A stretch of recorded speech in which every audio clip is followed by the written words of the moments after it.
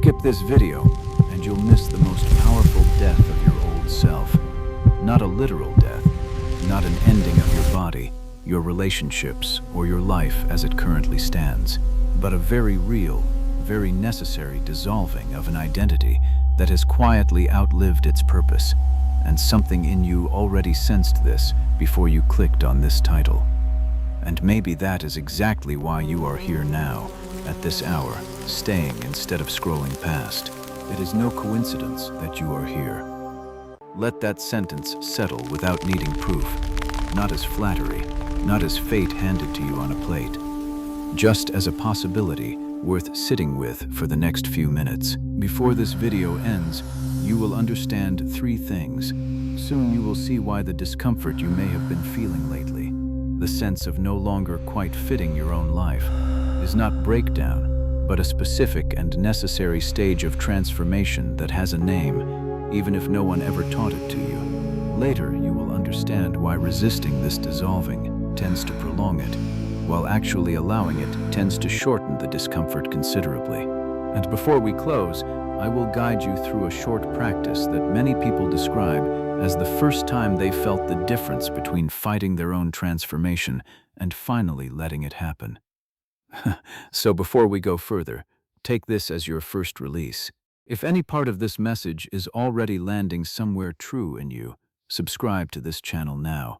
Not as a reflex, but as a small, quiet commitment to keep facing this kind of internal transformation honestly, instead of resisting it out of fear. When you subscribe, you are telling your own mind, I am willing to let an old version of myself actually end. I am willing to stop propping up an identity that no longer fits. Because there are two kinds of people who arrive at a message like this one. There are those who feel the old identity beginning to dissolve, panic, and grab desperately for anything familiar to hold on to, prolonging their own discomfort in the process. And there are those who stay long enough to understand that the dissolving itself, however uncomfortable, is not something going wrong, but something finally going right. You already know which one you are tonight. For most of your life, you were taught to protect your identity above almost everything else, to defend who you are, to maintain consistency, to avoid the disorientation of genuinely not knowing who you are anymore. This framework treats identity as something fixed and precious, to be guarded at all costs, rather than as something that was always going to need periodic dissolving and rebuilding across a genuine human life. This is the first revelation. The old self was never meant to be permanent. It was a working structure, useful for a season, built from beliefs, roles, and coping strategies that served real purposes at the time.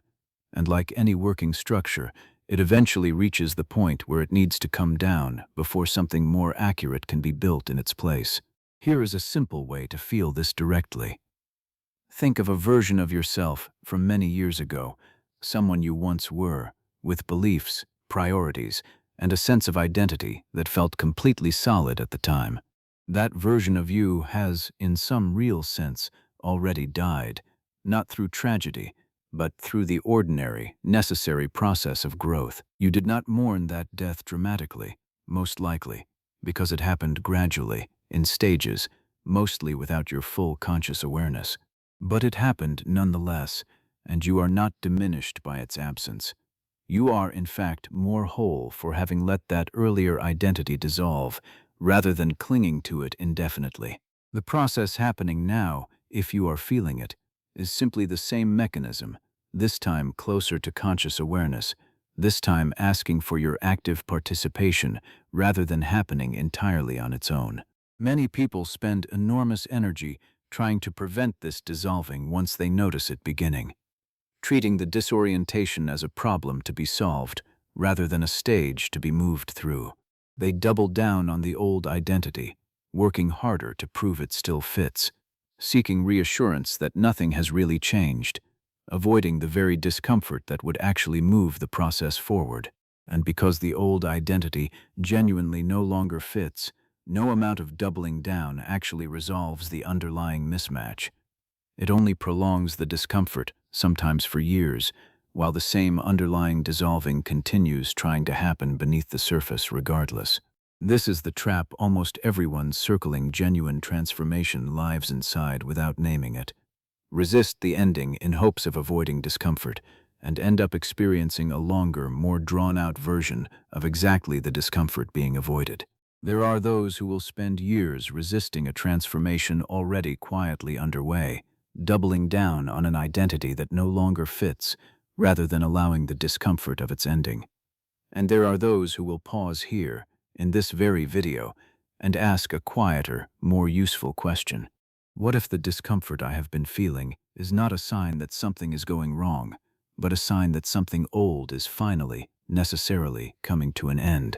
Not a promise, not a guarantee that the process will be easy, but an invitation to stop fighting a death that was always going to happen eventually. Now listen carefully, because this is where the title becomes more than a title. The most powerful death of your old self is not a violent, destructive event.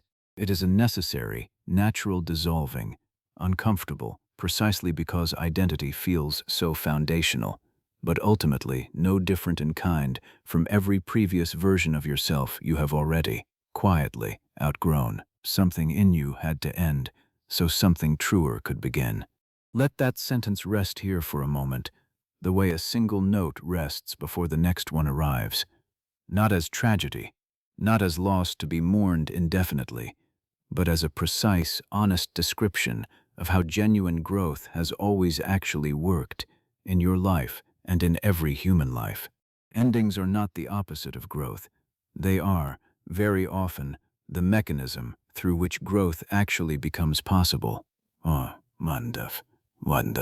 Here is the quiet loop most people circling this kind of transformation live inside without ever naming it. An old identity begins to feel increasingly ill-fitting, generating a specific kind of internal friction. Roles that once felt natural now feel exhausting. Beliefs that once felt true now feel hollow.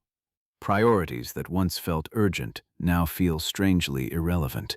That friction gets interpreted as a problem, something wrong with the person, rather than something naturally occurring within them, and the response becomes an attempt to force the old identity back into a comfortable fit through more effort, more proving, more doubling down on what used to work.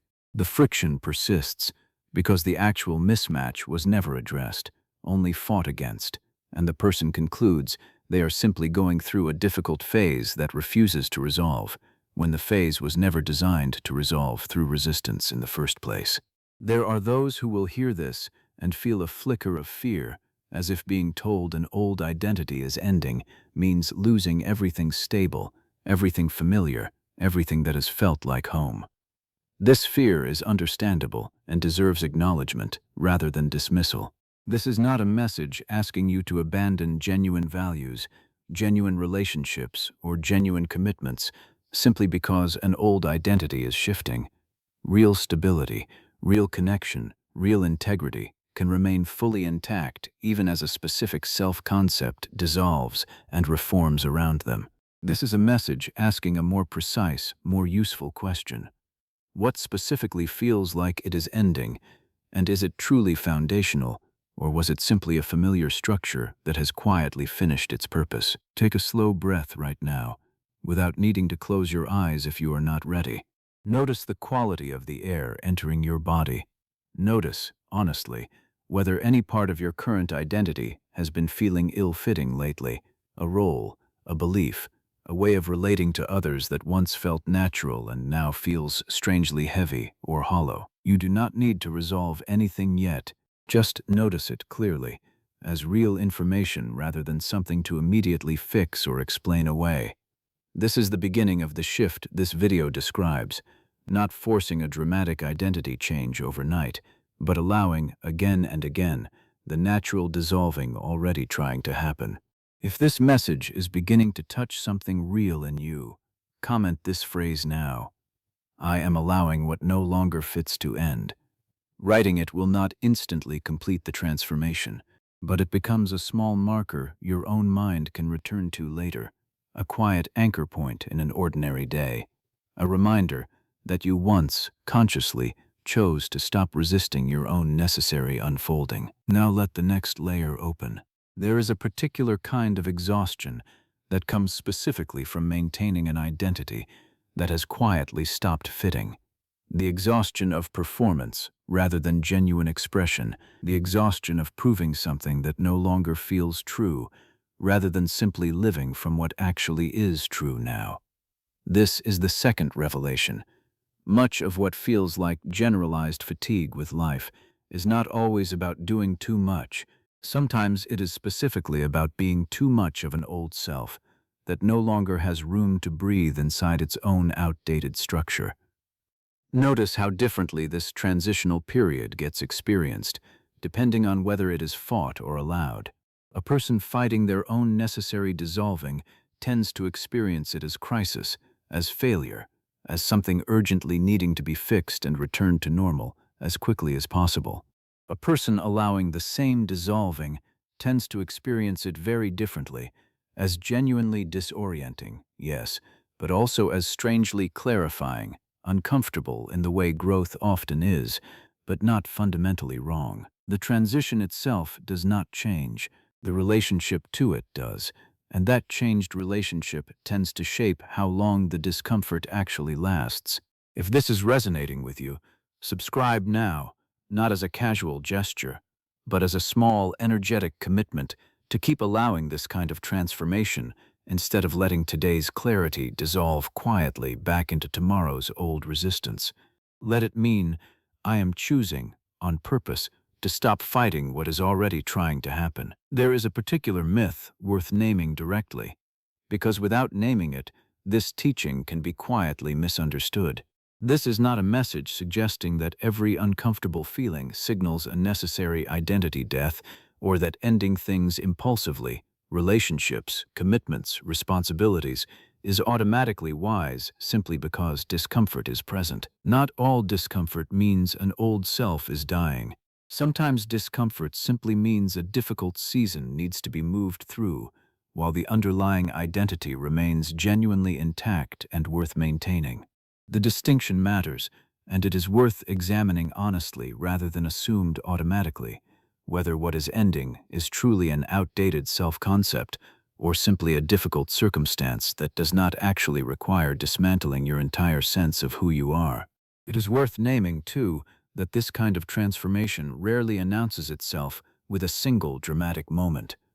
More often, it arrives as a series of small, easily dismissed signals, a role that used to feel meaningful now performed on autopilot, a group of friends that once felt essential now feeling strangely distant, an ambition once pursued with genuine hunger now pursued mostly out of habit or obligation.